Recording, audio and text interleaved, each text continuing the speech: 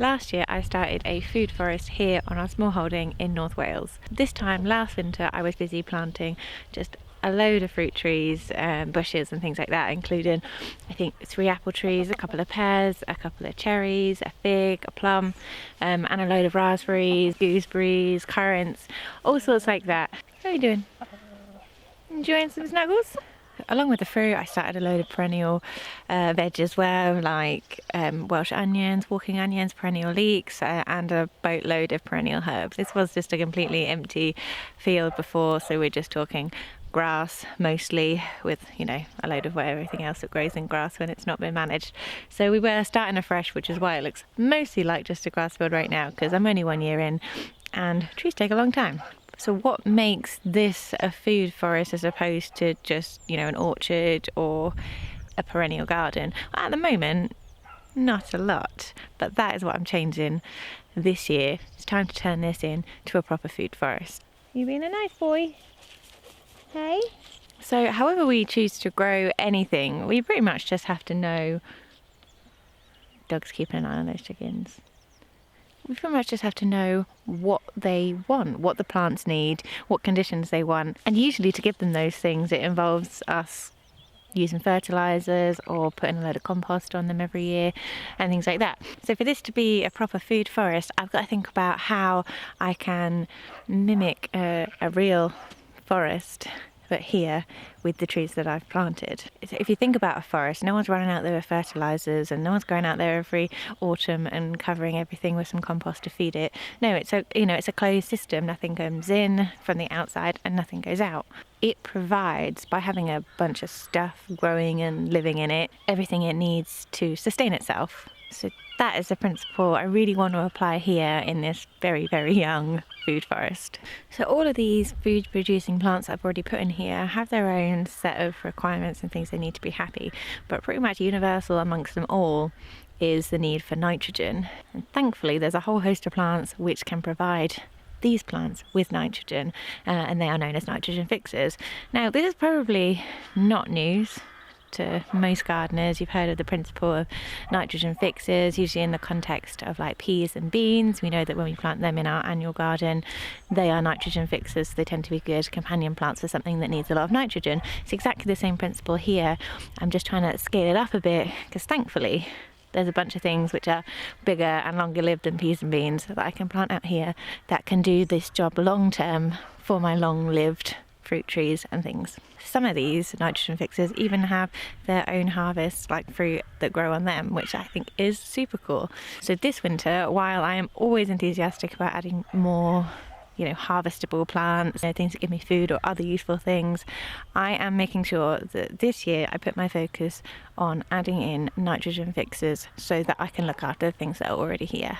There are actually more nitrogen fixing plant options than I thought there were going to be. So all I've had to do really is Google it, look through the options, have a look at what I can actually find here in this country, because a lot of the resources are from the US, so it's just worth considering. And then picking the things that I think will do well here where I am. So I am very coastal, it is very mild, we don't get hard freezes, but we also don't get scorching summers. But where we're so coastal, we get a boatload of wind and rain. So I just had to consider those things. This is still quite an open field, so I'm hoping later on, once some things are established out here, we'll have enough windbreaks that I can plant some more things that like a bit of shelter. But as it stands at the moment, I'm focusing mainly on things that can deal with a bit of exposure. So all of that being said, I am expecting a delivery of plants in the very near future, and I'm going to pick this video up when they come in and I'll show you what I got. Hi guys, welcome back. The storms have been absolutely battering us for the past week or two, but today it's glorious outside, and today I just happened to have received this box, and this box is from the Agroforestry Research Trust, and it contains some stuff for my food forest. So ta-da, sunny day, delivery of trees and bushes. It was meant to be. I'm going to tell you what we've got, and then we're going to get them out, because I think we are lined up for some more horrific weather. So I'm going to try and get all of this out this afternoon. I've also got some seeds in here. What are they? Oh, these are wax myrtles. I tried to buy a wax myrtle from them, but they're out of stock. and it's not really an urgent need, so I figured I would attempt to start some from seed. So we'll come back to that. So in here, hey gorgeous. Oh, you're muddy. Oh dear. Oh no. Yeah, it's super muddy out there, but sun's out, so not a bad day for planting things. Now, this is how they look. I'm gonna cut this open and see what it looks like in there. But basically, everything in here is a nitrogen fixer. That is what I'm missing in my food forest. That's what I should have done when I planted the trees. I should have worked out how much nitrogen those things would need and then plant those things alongside. I didn't do that, but I'm doing it now. The trees only went in last year, so it's not a problem. So basically, all I'm gonna do is spread these around the food forest, kind of based on where I think they'll do best. You know, some things are gonna cope better with the coastal winds that we get, so I'll bear those things in mind when I put them in, but otherwise that's my plan.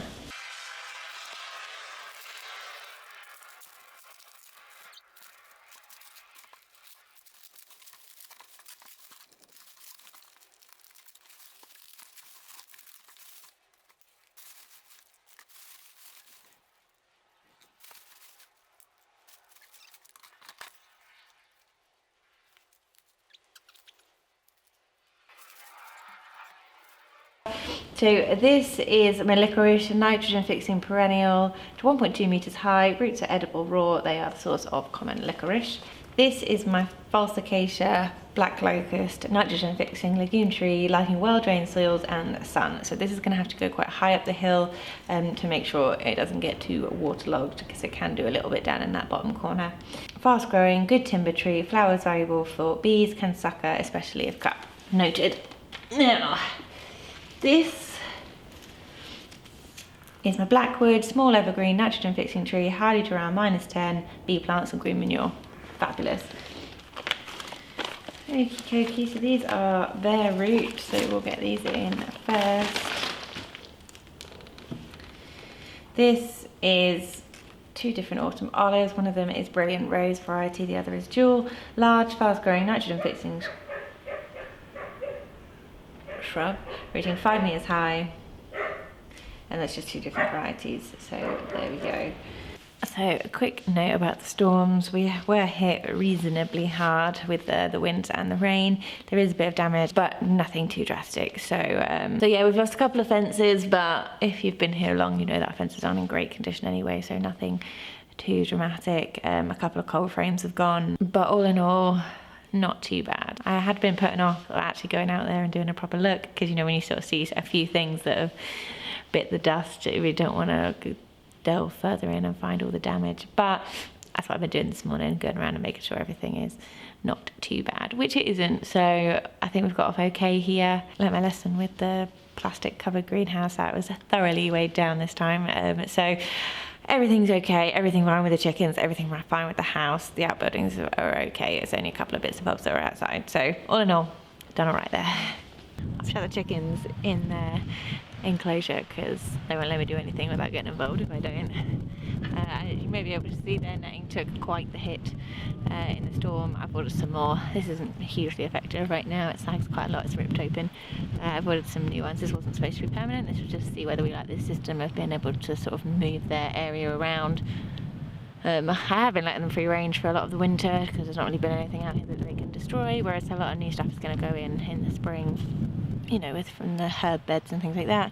I don't really want them to destroy, so I've ordered some more netting, and we'll just keep moving their area around so they get fresh ground, but they don't have full free range of this area all year round. I'll continue to let them out in the autumn and winter, I would think, but just so I can contain them when I'm either trying to do something out here or when there's new plants that I'm worried that they might destroy. Okay, so we're out here in the food forest. I'm starting with these autumn olives. They're not invasive here. I know they are in some places in the world, so just to put your mind at rest. They are fast growing and they should be able to tolerate a bit of an exposed position, which is why I'm sort of up here at the top of this field, because it does catch the breeze a bit more than it does down there. But it's also drier, and they don't like sitting in the wet. So I'm going to keep these up here, and I'm hoping because they can deal with a bit of the wind, they'll do okay up here. I just planted out a bunch of soft fruit bushes. They're just over this way, about 2 meters from where I'm standing now, so this is going to be a nice close proximity to those. And I'm hoping that if I put these 2 in a row here, they might just cut the wind off from being a bit too harsh on that soft fruit as well. So that's my plan. Now these can grow to be quite big. It's so hard to visualize what it's going to look like. You know, all these things that everyone says it can be up to 6 meters or whatever. You think like, I can't plan for that. Look at it, at the moment it's just an open field with a bunch of what looks like twigs in it. So I'm just going to bang these in and we'll keep an eye on them and see how they go. I don't know if you can see, but there's a path that comes around there and a path around here. So I'm sort of you and I between those 2 paths. So these are going to create a visual barrier between the 2 separate sections of the food forest.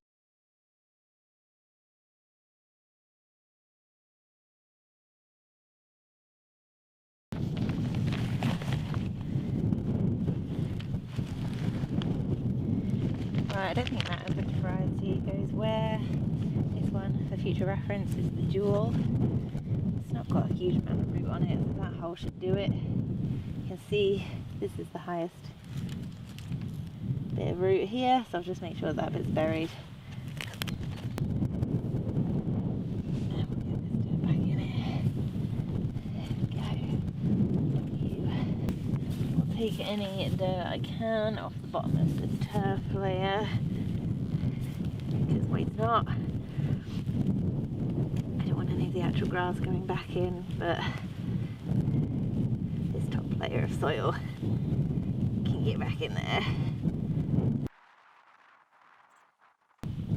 I'm going to leave this label on for now, but out here they don't tend to last very long, so just remind me for now. He's being dramatic. Go on, itchy snaz. Oh. So that's the one we just planted. I've come about, let's see, 1, 2, 3 meters further down the slope, and I'm going to pop the other one here. Just over here, another 3 meters of a crab apple, and about 4 meters over there to an apple tree. All of which are very small and young right now, so I'm really trying to visualize how this might look one day when these things aren't so challenging. But it's easier said than done. My brain just can't seem to do it.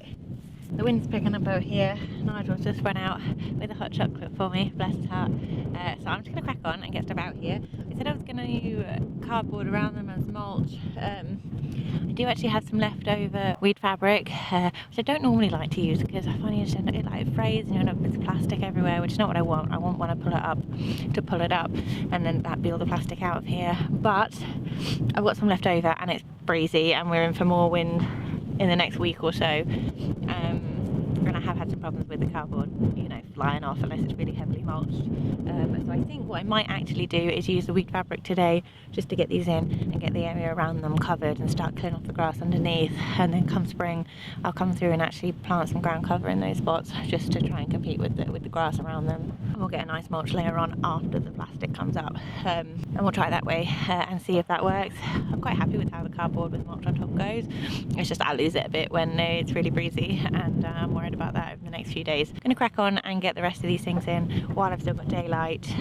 I'm just going to dot them around to make sure that everything is in reasonable proximity to a nitrogen fixer. I think the Italian alder is going to go in the back corner because that stands to be quite a big tree. Then the autumn olives have gone here, and then I will find other spots for the other bits and bobs. I'll show you at the end where I put everything. Hey, so it's voiceover Sam here. It got a bit windy out there, so I had to abandon the filming, but I'll show you what footage I did get and talk you through what we did. And then I'll just have to walk you around next time it's not too breezy out there and show you the end result of this. So here I'm just laying out the weed fabric around these autumn olives. I've just cut little holes where the plants are, and I'm just going to weigh it down really well, just so that this hopefully it doesn't blow away. I'm using some old roof tiles just to hold it down, and I'm putting them over all the edges so that hopefully that will pin it down. I'm recording this a few days later and it's all still there, so that's promising. Here's how it looks. And then I'm just going to show you in a sec where we are in relation to those currant bushes we planted the other day. They're right here, so hopefully they'll provide some good nitrogen for the surrounding things. As I say, I'll walk you around in the near future and show you where the other bits ended up.